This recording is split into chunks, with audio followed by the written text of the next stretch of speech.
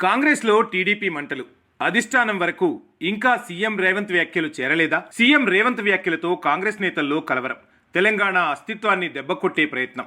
తెలంగాణలో టీడీపీ పెరిగితే కాంగ్రెస్కు ఏం లాభం? సీఎం రేవంత్ మాటలు కాంగ్రెస్కు మొదటికే మోసం. సీఎం వ్యాఖ్యలు పరోక్షంగా కాంగ్రెస్ను బొందపెట్టే ప్రయత్నం. తెలుగుదేశం పార్టీ పెరిగితే బలపడేది, దూసుకొచ్చేది తెలంగాణలో బీజేపీ. బీజేపీ పెరిగితే కాంగ్రెస్కు తెలంగాణలో పూర్తిగా సమాధే. తెలంగాణ తెచ్చిన పార్టీగా ప్రజల్లో కాంగ్రెస్కు గుర్తింపుంది. అందుకే ఒక్క ఛాన్స్ అంటే ప్రజలు కాంగ్రెస్ను గెలిపించింది. తెలంగాణలో ఏ ఒక్క నాయకుడిని చూసి ప్రజలు గెలిపించలేదు. సోనియా గాంధీ తెలంగాణ ఇచ్చిన దేవతని కాంగ్రెస్ను గెలిపించారు. అధికారంలోకి వచ్చింది కాంగ్రెస్ను బలి చేయడానికేనా? కాంగ్రెస్ సీనియర్ నాయకులు ఎందుకు స్పందించడం లేదు? మంత్రులు నోరెందుకు తెరవడం లేదు? తెలంగాణ తెచ్చింది కాంగ్రెస్ పార్టీ. ఏపీలో మునిగిన త్యాగం చేసింది కాంగ్రెస్ పార్టీ. తెలంగాణలో టీడీపీ పెరిగితే కాంగ్రెస్కు తీరని నష్టం.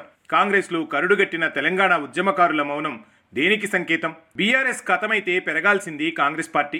తెలంగాణలో తిరుగులేని శక్తిగా మారాల్సింది కాంగ్రెస్ పార్టీ. ఆ పని వదిలేసి రేవంత్ టీడీపీకి పునాదులు పడాలని కోరుకోవడం ఏంటి?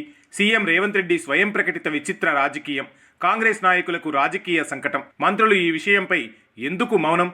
ఇదేమిటని ప్రశ్నించలేని మంత్రుల దైన్యం. పదవుల్లో ఉంటే చాలనుకుంటున్న దౌర్భాగ్యం. కరుడు కట్టిన కాంగ్రెస్ నేతల్లో కనిపిస్తున్న ఆవేశం. పదవుల్లో ఉన్న నాయకులు పట్టించుకోకపోవడం విడ్డూరం. కాంగ్రెస్కు వ్యతిరేకంగా వెలసిన తెలుగుదేశం. కాంగ్రెస్ను నామరూపాలు లేకుండా చేసింది తెలుగుదేశం. తెలుగుదేశం నుంచి వచ్చిన రేవంత్ రెడ్డి కాంగ్రెస్లో సీఎం. కాంగ్రెస్ బలపడాల్సిన చోట తెలుగుదేశంకు సీఎం ఊతం. బీఆర్ఎస్ దిమ్మలు కూల్చి కాంగ్రెస్ దిమ్మలు కట్టాలని చెప్పాల్సిన సీఎం. తెలంగాణలో టీడీపీ బలపడాలని సీఎం కోరుకోవడం విచిత్రం. ఇప్పటికీ రేవంత్ రెడ్డితో టీడీపీకి విడదీయలేని అనుబంధం. ఎన్టీఆర్కు బీఆర్ఎస్కు ఏం సంబంధం? ఎన్టీఆర్ ఆత్మశాంతికి బీఆర్ఎస్ గద్దెలకు ఏమిటి వైచిత్యం? తెలంగాణ నుంచి పారిపోయిన పార్టీ తెలుగుదేశం పార్టీ. ఆ పార్టీ జెండా తెలంగాణలో కోలుకోకుండా చేయాల్సిన బాధ్యత కలిగిన పార్టీ కాంగ్రెస్ పార్టీ. ఎందుకంటే తెలంగాణ ప్రజలకు ఇచ్చిన మాట నిలబెట్టుకున్న పార్టీ కాంగ్రెస్ పార్టీ. తెలంగాణను ఇస్తే ఆంధ్రప్రదేశ్లో రాజకీయం సమాధి అవుతుందని తెలిసి తెలంగాణ ఇచ్చిన పార్టీ కాంగ్రెస్ పార్టీ.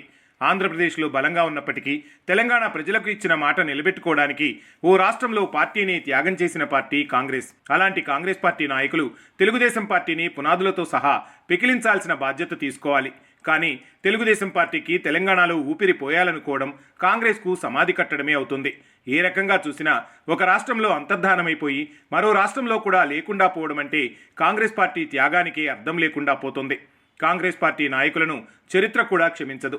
తాజాగా తెలంగాణ ముఖ్యమంత్రి రేవంత్ రెడ్డి పాలేరు నియోజకవర్గంలో చేసిన వ్యాఖ్యలు కాంగ్రెస్ పార్టీ నాయకులకు చీమ కుట్టినట్లు కూడా లేకపోవడం విడ్డూరం. ఓవైపు కాంగ్రెస్ పార్టీ దేశవ్యాప్తంగా తుడిచిపెట్టుకుపోతోంది.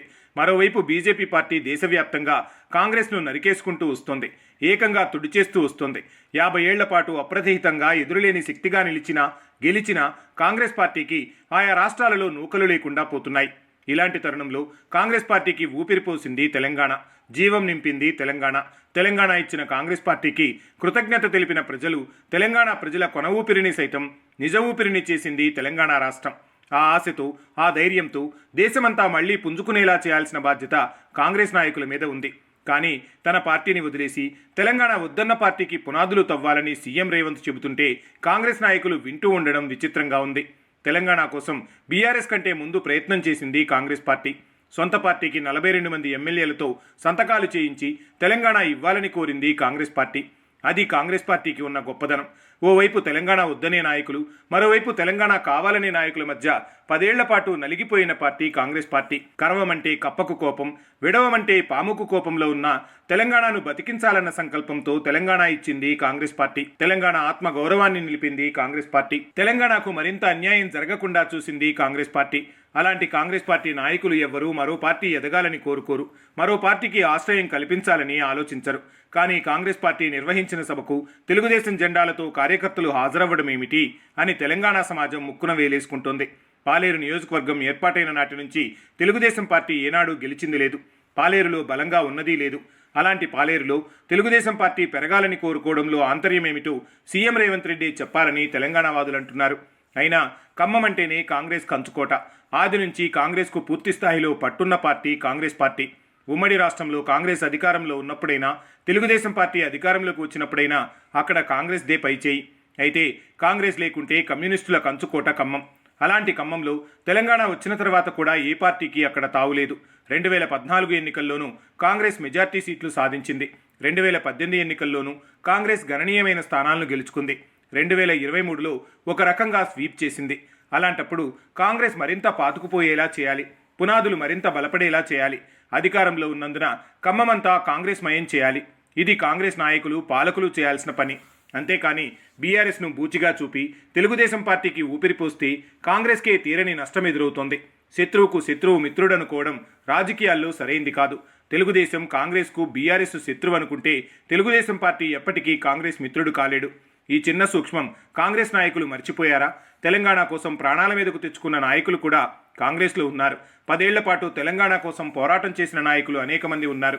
అందులో మంత్రి పొన్నం ప్రభాకర్, ఒకప్పుడు ఎంపీగా ఉద్యమం చేసిన ప్రస్తుత మునుగోడు ఎమ్మెల్యే రాజగోపాల్ రెడ్డి కూడా ఉన్నారు.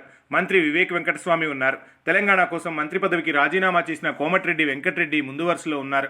తెలంగాణ కోసం తన రాజకీయాలను త్యాగం చేసిన మధుయాష్కి గౌడ్ ఉన్నారు. తెలంగాణ కోసం పోరాటం చేసిన కాంగ్రెస్ కురువృద్ధుడు వి హనుమంతరావు ఉన్నారు. తెలంగాణ ఉద్యమ సమయంలో ఉప ముఖ్యమంత్రిగా ఉన్న దామోదర రాజనరసింహ ఉన్నారు. ఇలా ఎంతోమంది సీనియర్ నాయకులు తెలంగాణ కోసం అలుపెరగని పోరాటం చేశారు. రాహుల్ గాంధీతో ఉన్న సాన్నిహిత్యంతో తెలంగాణ కోసం ప్రయత్నం చేసిన మంత్రి ఉత్తమ్ కుమార్ రెడ్డి ఉన్నారు. కేవలం తెలంగాణ కోసం ఆనాడు మంత్రి పదవిని వదులుకున్న ప్రస్తుత మంత్రి జూపల్లి కృష్ణారావు ఉన్నారు. ఇంతమంది నాయకులు తెలంగాణలో ఇప్పుడు తెలుగుదేశం పార్టీకి జీవగంజి పోయాలనుకుంటున్నారా? సీఎం రేవంత్ వ్యాఖ్యలను స్వాగతిస్తున్నారా? పరోక్షంగా మద్దతిస్తున్నారా? అయినా తెలుగుదేశం పార్టీ వ్యవస్థాపకుడు ఎన్టీఆర్ పార్టీ ఏర్పాటు చేసిందే కాంగ్రెస్ పార్టీని పాతాళానికి తొక్కేసేదాకా విశ్రమించేది లేదని, ఎన్టీఆర్ పార్టీ ఏర్పాటు చేసిందే కాంగ్రెస్ మీద కోపంతో అన్నది నాయకులు మర్చిపోయారా? కాంగ్రెస్ పార్టీని పాతాళానికి తొక్కేసేదాకా విశ్రమించేది లేదని 1999 ఎన్నికల్లో చెప్పిన చంద్రబాబు మాటలు మర్చిపోయారా? తెలంగాణలో తెలుగుదేశం పార్టీకి స్వాగతం పలికితే పాతుకుపోయేది బీజేపీ పార్టీ అనే సత్యం గ్రహించలేకపోతున్నారా?